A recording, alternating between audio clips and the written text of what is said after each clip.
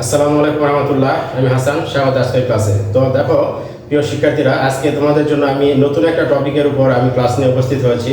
তো আজকের টপিকের নাম হচ্ছে সার্ভিস প্রিফিক্স। তো সার্ভিস প্রিফিক্স সম্পর্কে আমরা মোটামুটি জানি, তবে আমরা কিছু ব্যবহার আমরা দেখব যে আমরা সাফিক্স এবং প্রিফিক্স আমরা কিভাবে বাক্যের মধ্যে তৈরি করি এবং আস্তে আস্তে আমরা ব্যবহারের রুলসগুলো আমরা জানবো। তো এখানে দেখো, এখানে সাফিক্স অ্যান্ড প্রিফিক্স এখানে লেখা আছে। তো সাফিক্সটা কি?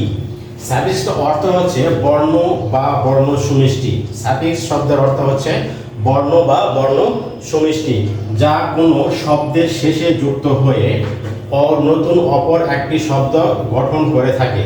সাফিক্স কি? সাফিক্স অর্থ হচ্ছে বর্ণ বা বর্ণ সুমিষ্টি, যা কোনো শব্দের শেষে যুক্ত হয়ে নতুন একটি শব্দ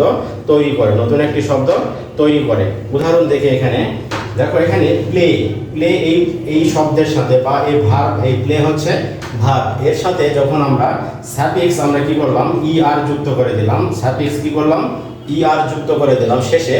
এই প্লে এর শেষে যখন আর যুক্ত করে দিলাম, তখন এখানে প্লে আর হয়ে গেছে। তার মানে এখানে নাউনে রূপান্তর হয়ে গেছে। ভার্বের সাথে আর যুক্ত হয়ে এখানে কিসের রূপান্তর হয়ে গেল?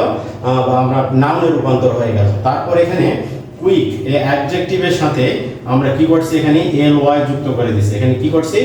ly এই সাফিক্সটা আমরা যুক্ত করে এখানে কিসে রূপান্তর করছি? আমরা অ্যাডভার্বে রূপান্তর করছি। কুইকলি কিসে রূপান্তর করছি? আমরা অ্যাডভার্বে রূপান্তর করছি। কুইকলি শব্দই পরিবর্তন হয়ে গেছে বা নতুন একটা শব্দ এখানে তৈরি হয়ে গেছে। তারপর ব্রাইডের সাথে আর যুক্ত করছি।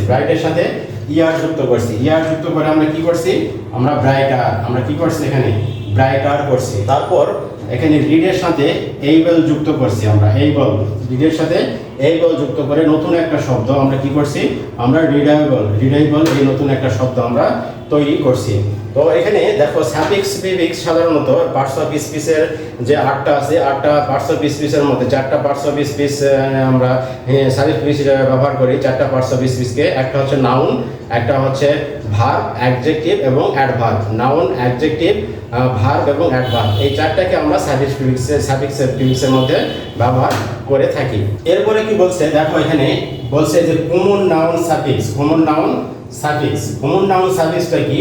আমরা হচ্ছে কমন নাউন সাফিক্সটা হচ্ছে কি? আমরা ভার্বের সাথে কোনো সাফিক্স যুক্ত করে আমরা কি করে দিব? নাউনে রূপান্তর করে দেব। তাহলে অনেক ভার্বের সাথে আর যোগ করে সেগুলোকে নাউন বা নামবাচক শব্দে পরিণত করা হয় বা করতে পারি। অনেক সময় আমরা ভার্বের সাথে আমরা কি করি? সাফিক্স যুক্ত করে আমরা কি করি? নামবাচক বা নাউন বা নামবাচক শব্দে আমরা কি করি? পরিণত করি। আমরা ভার্বের সাথে আমরা সাফিক্স যুক্ত করে নাউনে রূপান্তর করতে পারি। উদাহরণ দেখি এখানে, ওয়ার্ক হচ্ছে ভার্ব, এর সাথে যখন আর যুক্ত করে দিছি তখন এখানে আমরা ওয়ার্কার হয়ে গেছে। ওয়ার্কার হচ্ছে নাউন, ওয়ার্ক মানে কাজ করা বা কাজ, আর আর যখনই যুক্ত করে দিছি তখন সেটা কি হয়ে গেছে? নাউন হয়ে গেছে। তারপর এখানে লার্ন হচ্ছে এটা ভার্ব, যে শিখায়। লার্ন মানে যে শিখে, এটা হচ্ছে ভার্ব।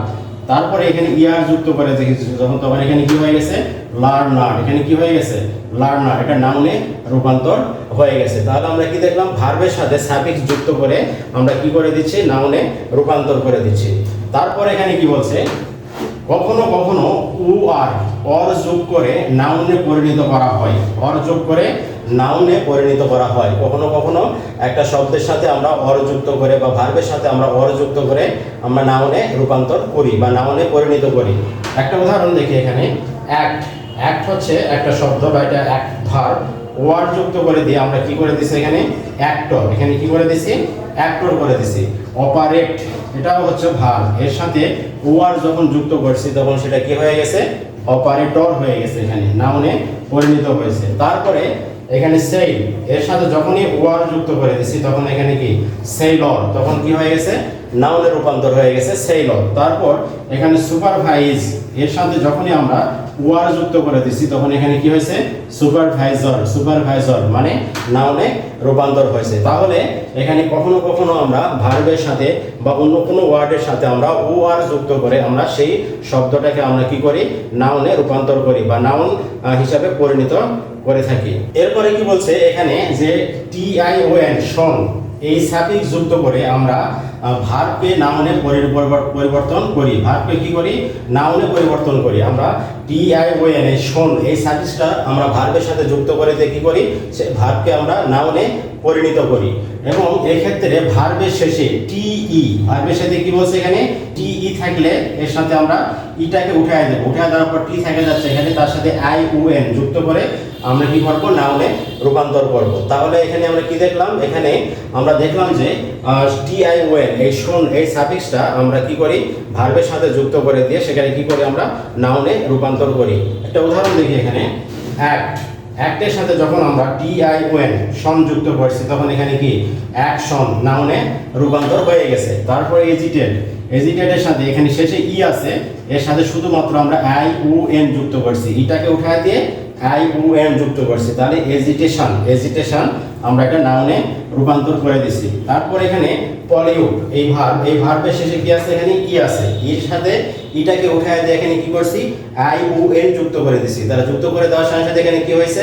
পলিউশন মানে নাউনে রূপান্তর হয়ে গেছে। ঠিক আছে। তারপরে ডোনেট, ডোনেট এই ভার্বের সাথে এখানে শেষে কি আছে? ই আছে, এবং এর সাথেও যুক্ত করবো আমরা কি? আইওএন, আইওএন যুক্ত করে আমরা কি করে দিছি? এখানে ডোনেশন করে দিছি। তাহলে এখানে দেখো ভার্বের আমরা টিআইওএন এই শোন এই সাফিক্সটা কোনো ভার্বের সাথে আমরা শেষে যুক্ত করে আমরা কি করি? সেই ভার্বটাকে আমরা নাউনে রূপান্তর করি। তো দেখো আজকের ক্লাস আমি এই পর্যন্তই রাখবো। তোমরা আমার এই ক্লাসটাকে তোমরা লাইক শেয়ার কমেন্ট করবে, এবং আগামী ক্লাস তোমরা পাওয়ার জন্য অবশ্যই এই পেজটাকে তোমরা ফলো দিয়ে রাখবে। তোমরা ভালো থাকবে। আল্লাহ হাফেজ।